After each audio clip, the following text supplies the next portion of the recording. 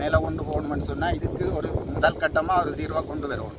அதுக்கு இந்த அரசாங்கம் முதல் கட்டமாக இந்த நோய்க்கு என்ன மருந்துன்றதை பவர் கூடின மருந்து ஏதாவது ஒரு மருந்தை ஷேர் செய்து அந்த மருந்தை மக்களுக்கு இதுதான்ன்றதை தெரியப்படுத்தணும் என்றதை கூறிக்கொண்டு இந்த நட்டப்பட்ட விவசாயிகளுக்கு ஒரு நல்ல ஒரு தீர்வு கிடைக்க வேண்டும் என்று கேட்டு விடைபெறும்.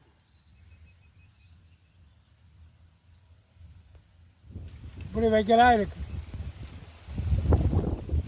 வேறு மூலைதான் பிடுங்குறோம்.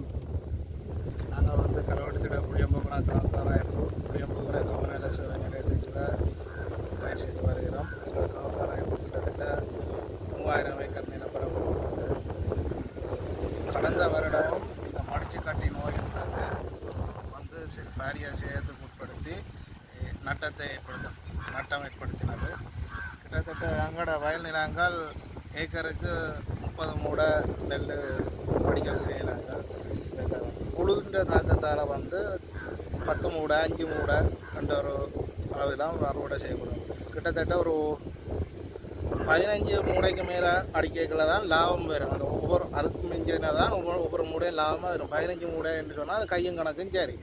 15 மூடை குறை அடிக்கொண்டா அது நட்டத்திலேயே போய் கொண்டிருக்கும். விவசாயிகள் வந்து 1 ஏக்கர் 2 ஏக்கர் விதைக்கிறவன் சோத்துக்கு தன்றதா இந்த விவசாயத்தை லாபத்தில் தன்றதா மட்டுமே செய்ய முடியாத நிலைமையில் இருக்கிறோம். இந்த முறையும் இப்படியா போச்சுது. கிட்டத்தட்ட 1300 ஏக்கரில் 1200 ஏக்கர் பாதிக்கப்பட்டிருக்குது.